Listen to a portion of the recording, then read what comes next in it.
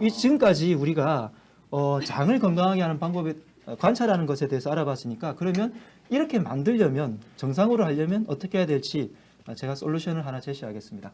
첫 번째가 식이섬유를 많이 먹는 거예요. 네. 다 아시는 거긴 하지만 네. 실제로 실천하십니까? 노력은 해요. 많이. 노력은 해요. 네. 식이섬유라는 채식, 저는 채식이라는 말을 잘 쓰는데요. 네. 채식을 여러분 하루에 먹는 음식량을 몇 %까지 먹어야 좋을까요? 60, 70, 70 왜 70이라 생각하세요? 찍었어요. 네, 정확해요. 아, 대학을 좋은 대학 가셨을 것 같아요. 제가 7번째 발표자라 7에 집중합니다. 예, 좋습니다.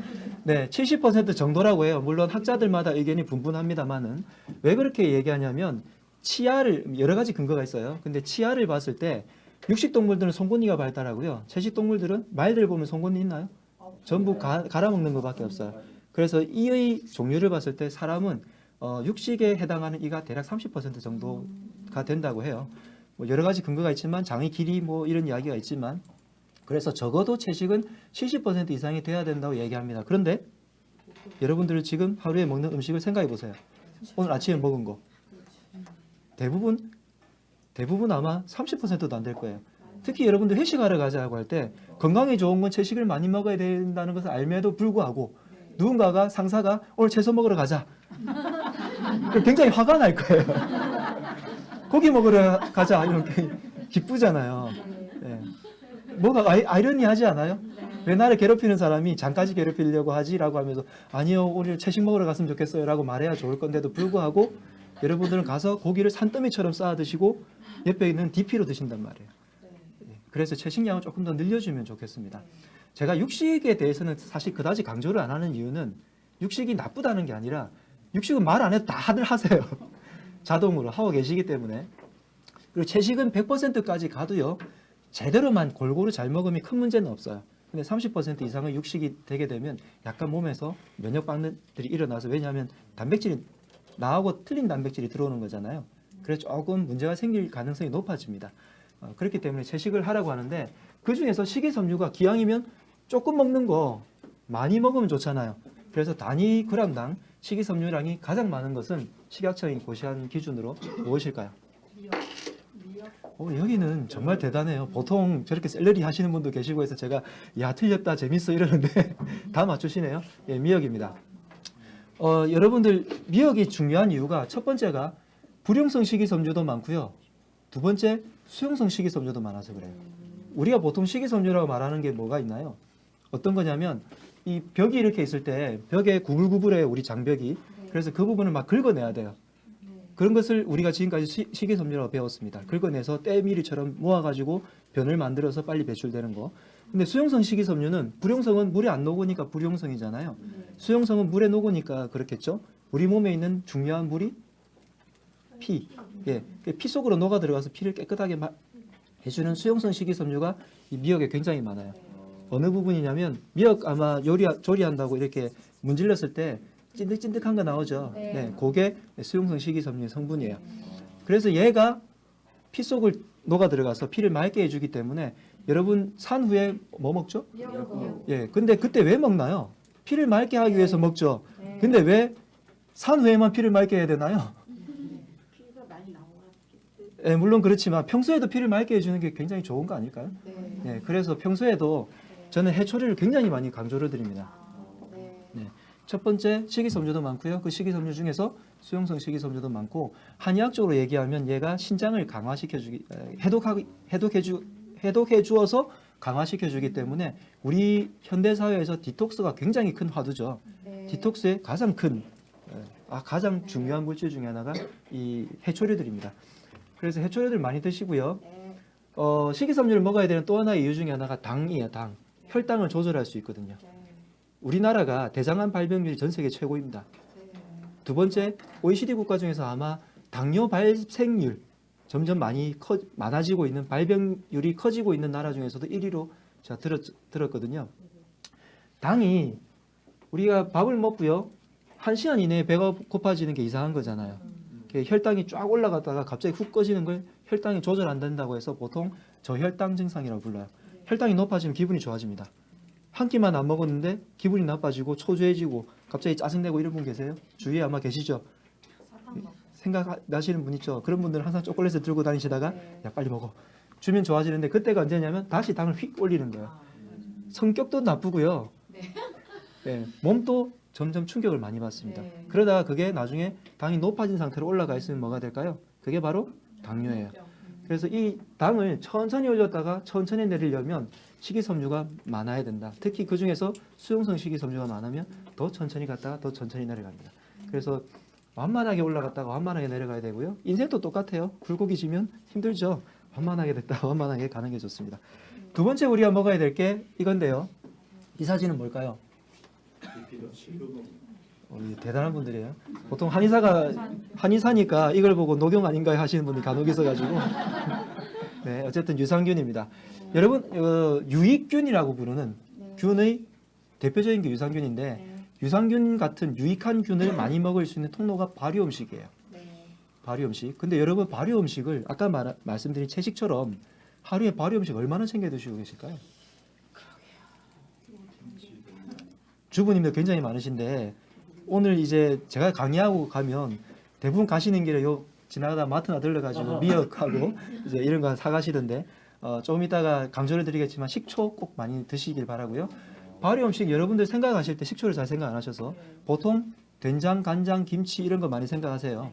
근데 여러분들이 지금 방송에 송출하기 때문에 제가 굉장히 긴장하고 있는데 마트에서 파는 된장이 실제로 우리가 먹는 발효 된장일까요? 아니잖아요.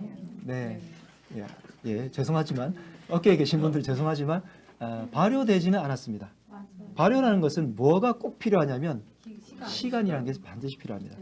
예, 그래서 보통은 100일 정도 숙성을 시켰을 때 속에 있는 유익균이 가장 많아진다고 하거든요. 그런데 우리가 마트에서 대부분 다 구입해서 바로 먹을 수 있는 그래서 발효 음식 드세요, 유산균 드세요 하고 나면 야쿠르트를 먹는다고 자랑스럽게 말씀하시는 분들 계시지만 생각보다 그 안에 있는 유산균 이상으로 설탕이 너무 많아서 간혹 문제가 될 때가 많습니다. 그래서 여러분들이 드시는 발효 음식이 실제로 발효된 것인지 살펴보시고요. 된장을 사서 그러면 3개월 뒤에 먹으면 안 돼요? 안 돼요. 만드는 방식 자체가 다르고요. 안에 균이 있어가지고 이제 발효가 일어나야 돼요. 아마 걔네들은 3개월 된다고 해서 썩지는 않겠지만 오래되면 부패될 거예요. 예. 그다음에 시골에서 아마 받아 드시는 분들 계시죠? 예, 그런 분들은 당장 전화하셔서 고맙다고 인사 꾸벅 하시고요. 그래서 그런 음식도 꼭 드셔야 되고 우리 몸 안에 뭐 어떤 학자들은 1조, 어떤 학자들은 100조까지 이야기를 하는데 어쨌든 많은 균이 살고 있어요. 조 단위니까 20%가 좋은 균이에요. 20%는 나쁜 균이에요. 나머지 60%는 예, 좋지도 나쁘지도 않은 균이에요. 얘네들은 앞에 있는 20%의 좋은 균이 힘이 세지면 좋은 균으로 따라가고요. 나쁜 20균 힘이 세지면 나쁜 균이 돼버려요. 조직도 다 그렇지 않아요? 여러분 계신데 아마 분명히 그럴 거예요. 세상이 다 똑같아요. 20%가 운세해지잖아요. 힘이 좋아지고 예, 그러면 나머지 60% 어정쩡한 사람들이 이쪽으로 싹 달려 올라와요. 그러면서 조직이 기분이 좋아져요. 그런데 네, 근데 안 좋은 애들이 힘이 세지잖아요. 그럼 이쪽으로 살 옮겨가요. 네, 그래서 이 어정쩡한 놈들을 끌어들이기 위해서는 유익균이 조금이라도 있어야 되는데 우리가 배추 김치만으로 하루에 20%의 외부에서 섭취해야 될 필요량을 맞출 때 어느 정도 먹어야 될까요? 하루에요? 네, 한 포기 조금 더 쓰세요. 네, 학자들이 얘기하기로는 6포기라고 합니다. 김치만으로요. 김치만으로. 그래서 우리가 하루에 턱없이 안 먹는다는 거죠. 부족하다는 거죠. 예. 짠 거 말고요. 김치는 꼭 짜지 않아도 예, 발효면 되니까 장아찌류가 김치죠. 그래서 젓갈, 된장, 간장, 그 다음에 삭힌 홍어, 그 다음에 제가 많이 강조드리는 게 조금 전에 말씀드린 식초입니다. 그래서 식초 같은 것을 매일마다 조금씩 드셔주시면 굉장히 궁금한 게 네, 질문이 예, 있어요. 언제든지 하셔도 돼요. 항상 그 발효 음식을 먹을 때 짜잖아요. 짠 것에 대한 그런 부담감도 있거든요. 짜다는 김치나 된장, 네. 고추장 이런 것들을 이렇게 뭐 먹을 때 보면 항상 염도가 좀 있기 때문에 네. 그게 과연 괜찮을까라는 생각도 있어요. 이 부분에서 이제 현대의 영양학자들과 네. 서양의 어떻게 보면 학설이죠. 동양의 학설에서 조금 부딪히는 면이 있어요. 그래서 여러분들이 판단을 잘 하셔야 되는데 저는 항상 음식을 먹을 때 어떻게 먹으라고 하냐면 간에 맞게 먹으라고요. 간에 맞게. 간에 안 맞게 먹어서 요즘 왜 싱겁게 먹으라고 하잖아요. 네. 그건 저는 조금 건강에 문제를 많이 일으킨다고 봐요. 그 간이 여기 간이에요? 아니요. 그냥 그 말이 사실은 이 언어학자들이 좀 말장난을 치기도 하는데요. 간에 맞으라고 할 때 간에 맞으면 실제 간에 좋아지기도 합니다. 뭐 그게 완전히 틀린 말은 아닌데 어쨌든 간에 맞게 드셔야 되고요. 그래서 간간하게 되려면 약간 짭조름한 게 오히려 건강에 더 좋다고 생각해요. 예, 싱겁게 먹으면 네. 그 전해질 전이가 잘 안 돼서 안 좋대요.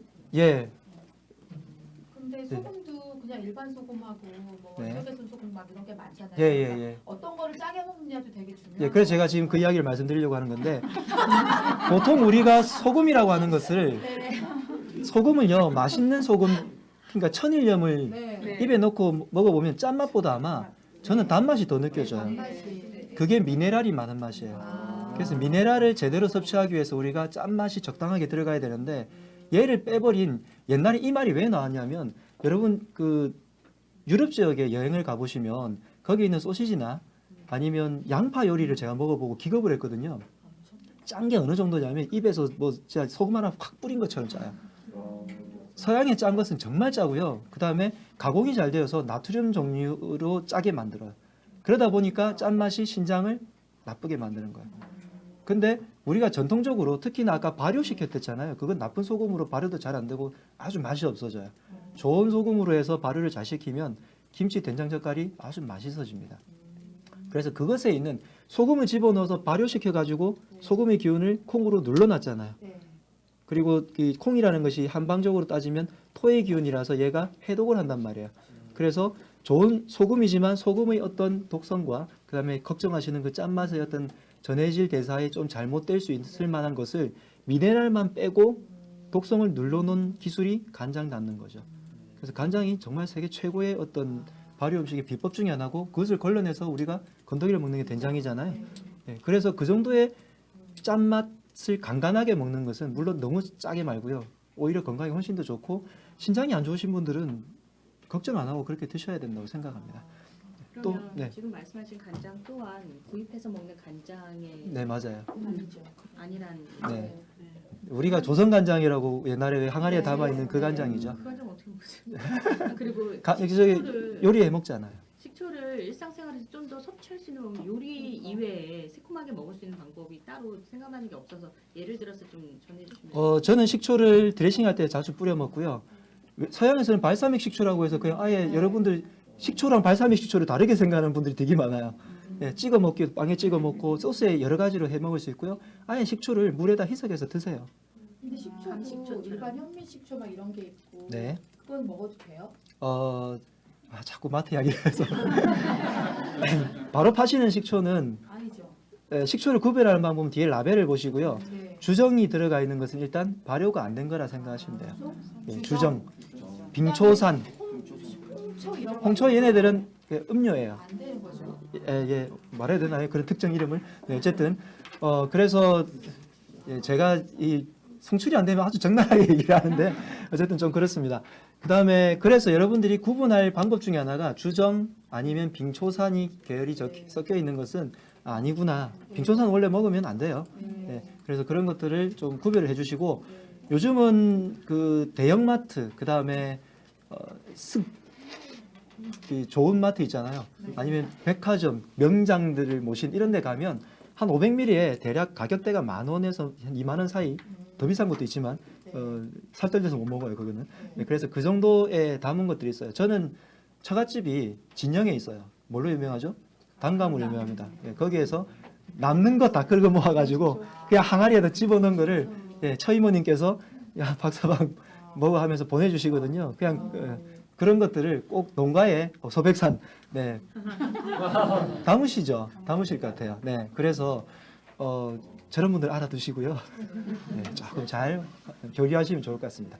식초를 처음에 드실 때는 1대1로 드시면 굉장히 힘들어요.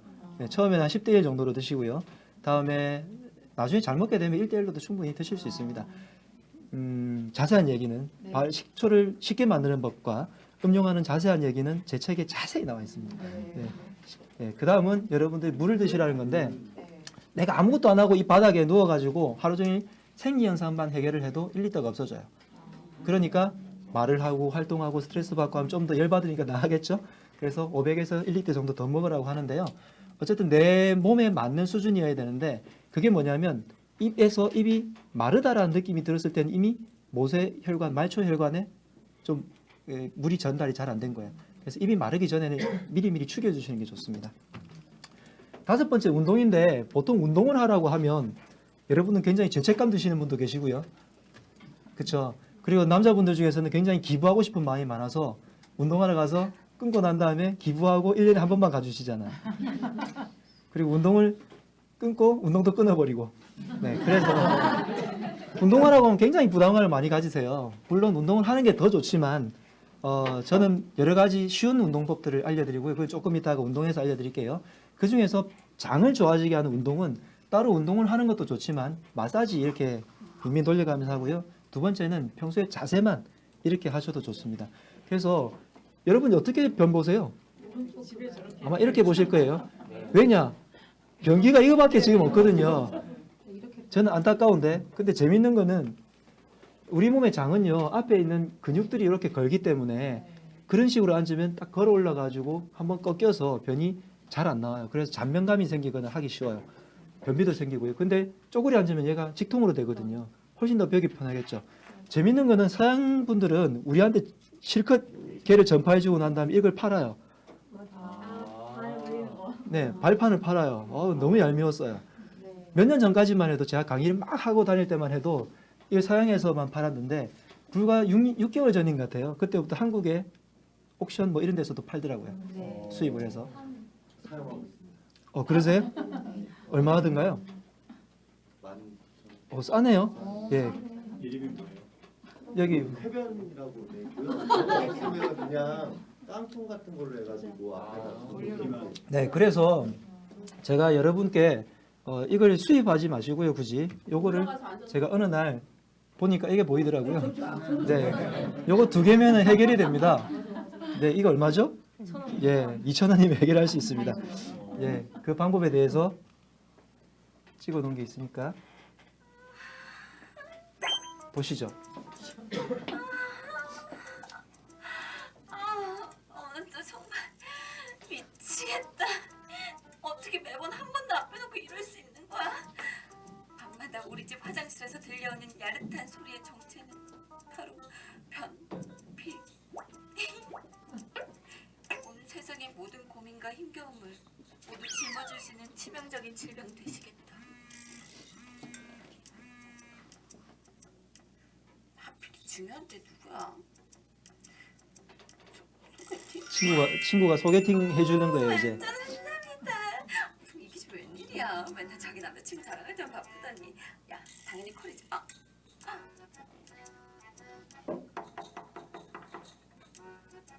무슨 소리지?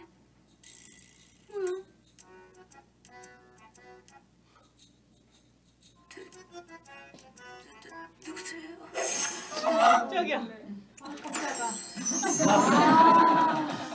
다들 웃으시더라고요. 왜 웃지? 간단하게 욕실의자 2개면 변을 훨씬 쉽게 볼 수 있게 해서 변비를 해결할 수 있습니다. 자, 이렇게 놓고요. 이 자세로 앉아서 변을 보세요. 쪼그리고 앉아서 변을 보면 장이 펴져서 변 보기가 훨씬 편합니다. 두 번째는 경락을 자극하는 방법인데요. 바로 여기 2번째 손가락을 들어보세요. 여기 합곡을 지나 팔꿈치의 꼭지까지가 대장을 자극해주는 라인이에요. 다 해주면 좋은데 손가락 끝만 자극해줘도 효과가 있어요. 손가락 2개를 모아서 꾹 눌러주세요. 힘차게. 손가락 끝을 자극하기 위해서 양쪽 벽면을 꾹 눌러줘요.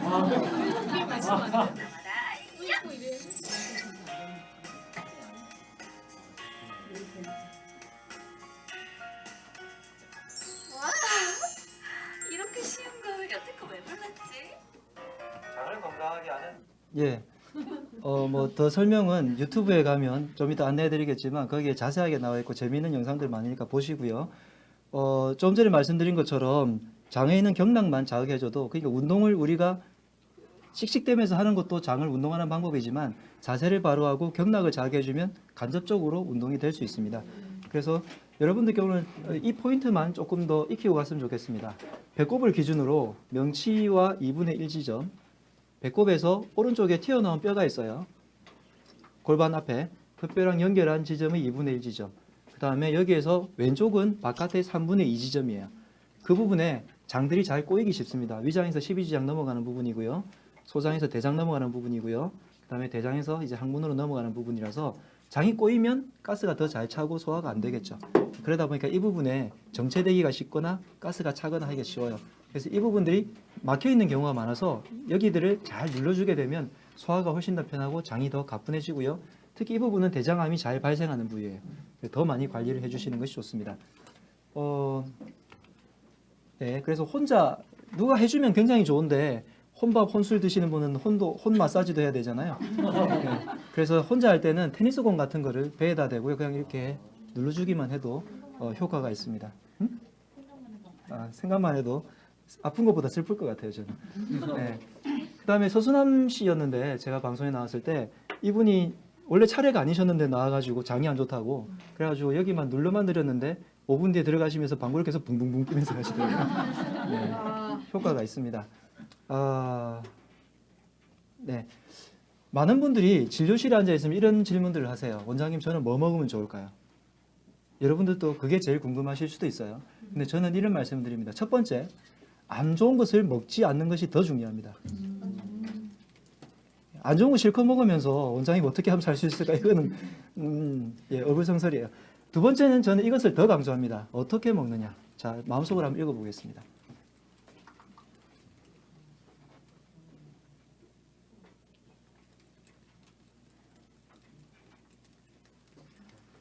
아마 첫 번째는 한국 사람들 대부분이 하실 거예요. 우리가 일을 많이 하는 민족이다 보니까 점심시간이라는 게 정해져 있고 그렇죠. 근데 두 번째 웃으면서 먹으라고 하는 것은 우리 몸의 경락에서 위장 경락이 어디로 다 연결되냐면 얼굴로 연결이 돼요. 끝에. 그래서 얼굴의 표정과 위장의 표정이 거의 비슷합니다. 그리고 위장에 열이 나면 얼굴의 피부도 열이 더 많이 뜨고요. 그렇기 때문에 찍으세요. 네. 네, 그래서 웃으면서 먹어야 위장도 웃을 수 있어요. 그래서 웃으면서 먹으라는 거고요. 조금 더 깊게 말씀드리면 위장 바로 뒤에 뭐가 있냐면 감정을 다스리는 신경총들이 있어요. 그러니까 걔네들이 화가 나면 붓겠죠. 바로 앞에 위장이 있으니까 위장을 압박하겠죠. 그러니까 얘네들이 더 안 움직이는 거예요. 네, 그래서 웃으면서 기분 좋을 때 먹는 게 좋고요. 한국 사람들이 가장 안 되는 것 중에 하나가 바로 이 꼭꼭 씹었습니다. 혹시 몇 번 씹어 드세요? 한 숟갈? 시간이 버리면 안 하고 그런데 빨리. 네. 여러분 오늘 디프리 간다고 제가 들었는데 가셔가지고 몰래 다른 사람 몇 번 씹는지 보세요. 제가 강의하고 나서 가장 싫어하는 게 디프리예요. 가가지고 제 먹는 거 다들 쳐다봐요. 네, 씹는 거 몇 번 씹는지 쳐다보고요. 원장님 좀 전에 46번 씹으셨어요. 네, 그 다음에 제가 고기라도 한 점 먹으려 치면 아삭 채식하라면서 이러면서 저는 어쩔 수 없이 괴롭습니다. 어쨌든 씹을 때 최소 30번 이상 씹기를 제가 권해드리는데 한국 남성들의 평균을 내보면요 10번을 잘 안 씹어요. 특히 여러분 제일 언제 안 씹느냐면 면 음식 먹을 때. 그렇죠. 예, 남자들 평균이요 3번 씹어요. 여러분 밀가루 음식이 나쁘다고 하는 게 물론 글루텐 탓도 있긴 합니다만은 씹는 것을 강조하는 방송을 제가 본 적이 없어요. 예. 밀가루 음식도 꼭꼭 씹어서 소화 요소를 충분히 분배내면 그렇게 많이 나쁘진 않을 거예요. 예, 통곡이면 더 좋겠지만 어쨌든 씹어서 드시고요. 식사 도중에 원래 음료는 많이 먹는 게 안 좋습니다. 근데 우리나라 음식 문화가 어떻죠? 찌개가 너무 많이 발달되어 있잖아요. 그래서 혹시 여러분들 중에 장의 건강도 그렇지만 다이어트 하고 싶은 분 계세요? 다이어트에 난 조금이라도 관심이 있다 하시는 분들은 요걸 실천해 보세요. 그럼 저절로 살이 조금씩 빠져나갑니다. 네. 그래서 염분을 섭취를 제한하는 방법이기도 하고요. 아까 나쁜 염분요. 국찌개탕에 있는 염분의 대부분이 조금 안 좋은 염분이에요. 예, 그렇기 때문에 그것을 제한하는 방법이기도 하고 음식과 물이 같이 들어가게 되면 얘가 위가 늘어나요. 그래서 소화력을 굉장히 떨어뜨립니다. 그리고 소화 효소도 떨어뜨리고요. 다섯 번째는 가급적이면 걸어주시는 게 좋은데요. 밥 먹고 나서는 요즘은 커피숍이 너무 많아서 밥 먹고 나서 야 좀 다음에 가자 하면 퐁 뛰어서 그 다음 옆집으로 가요. 맞아. 예, 그래서 조금 걷고 나서 소화시키고 나서 음료로 된 걸 먹는 게 좋습니다. 여기까지가 몸 안쪽 이야기고요. 예, 질문하세요. 먹으면 운동하지 말라고 하는 거 보면 잘못되는 건가요? 먹고 나서 운동은 심하게 하는 거죠. 그냥 살짝 걷는 거 예, 괜찮아요? 그냥 산책 예, 정도? 산책이죠, 산책. 팔다리가 움직이면 우리 몸의 비위가 움직인다고 한의학에서 그래요. 네. 비위가 뭐냐면 위장에 음식을 담아두고요. 비장이 이렇게 움직이는 거를 관념적으로 형상화한 건데 요즘 자꾸 한의학에 있는 비장을 췌장인이 이렇게 갖다 붙이니까 좀 이상해지는데요. 위장에 음식이 담아져 있으면 얘를 움직이는 걸 비장이라 그래요. 근데 비장은 팔다리를 움직이면 비장이 움직이기 더 쉽게 된다고 해서 그래서 자꾸 걸어주라고 얘기합니다. 실제로 비장이라는 건 신체 기관 내에 없는 기관이에요. 한의학에서는 신체 내에 없는 기관이라기보다는 신체 내에서 있는 소화 효소들 자체를 비장이라고 했기 때문에 췌장, 이자, 간까지를 다 비장으로 묶어둘 수 있습니다. 비위가 상한다는 말은 거기서 나오는 네, 네 맞습니다. 네, 한마디 밖에 나갈 수 있는 상이 아니면 네. 제자리 걷기 정도 네 정도일까요? 좋습니다. 네, 네. 됐나요? 네. 예. 혹시 제가 얼마나 더 할 수 있나요? 예, 감사합니다. 이제 지금까지 몸 안쪽에 대한 내용이었고요. 몸 바깥에 대한 내용을 조금 더 하도록 하겠습니다.